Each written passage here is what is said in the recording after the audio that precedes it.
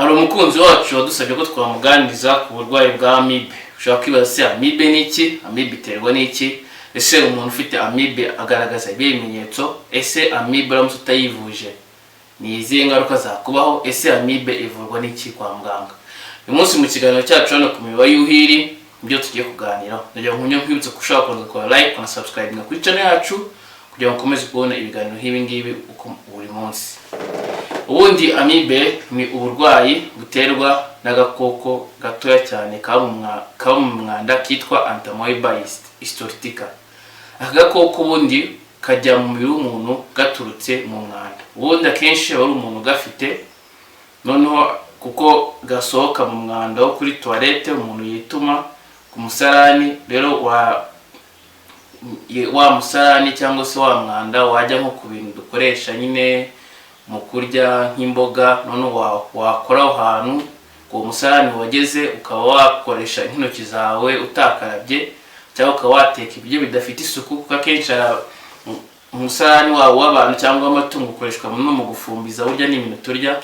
Rero ugasanga nyine abantu bawanduzanya baturutse kuko umwe yashize umwanda we hanze undi akaza kuwukoraho, none ukaba yawufata binyuze mu biryo cyangwa se mu mazi mu biryo bidafite isuku, cyangwa se mu mazi yo kunywa dukoresha adafite isuku.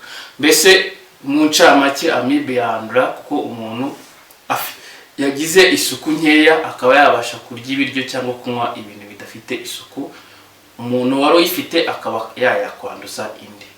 Rero ako gakoko ka amibe iyo kageze mu mubiri w'umuntu kaba gashobora kujya mu bice twakwita by'umuntu bitandukanye.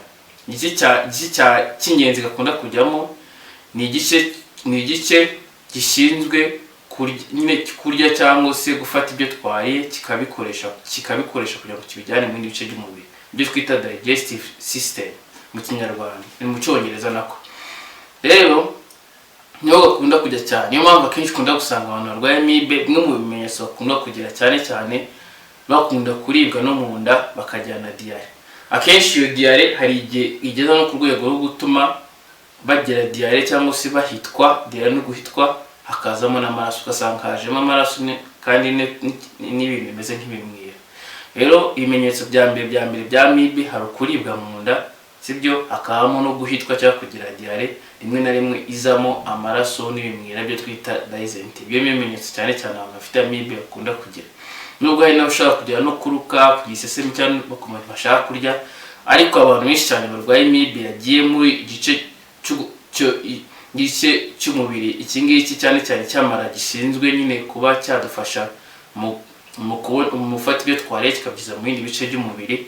Rero iyo amibe yagize mu mara, akenshi ibimenyetso abantu bakunda kugira rero ni ibyo ngibyo byo kuribwa mu nda no kuba wagira diare cyangwa guhitwa umusarane ukazamo nyine urimo amaraso. Hari n'ikindi gihe amibe irenga ikarengera ntigume mu mara gusa, ikaba yajya no mu bindi bice byo mu mubiri.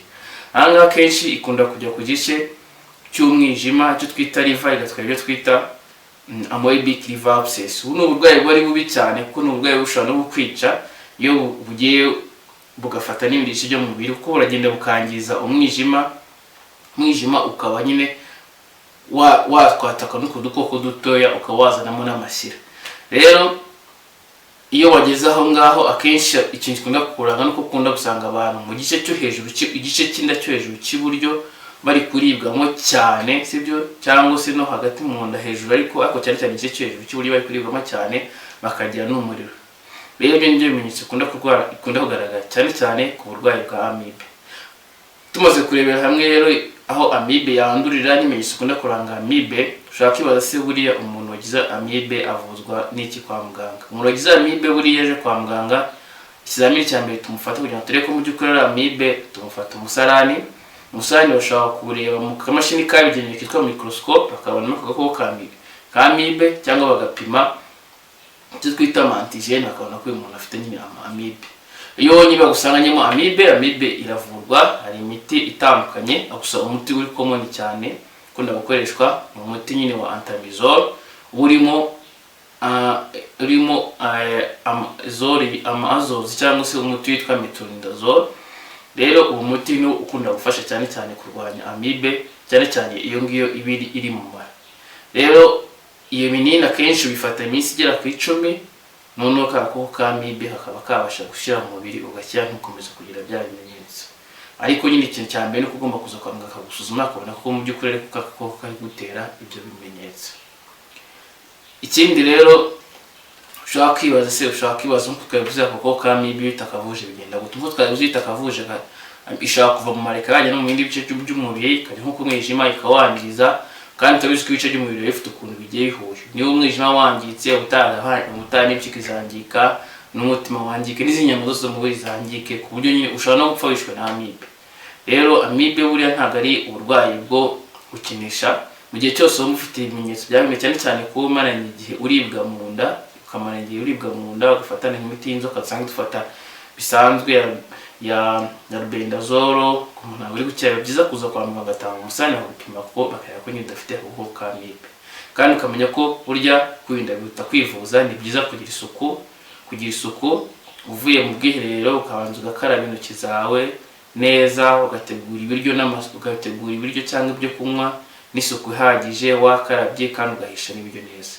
Mwakoze rero mwari kumwe na muganga ufite inama Aristide. Tuzahure mu biganiro by'ubutaha. Mukomeze mukore like, subscribe kuri channel ya mbere igisha ibiganiro by'ubuzima naho ubutaha.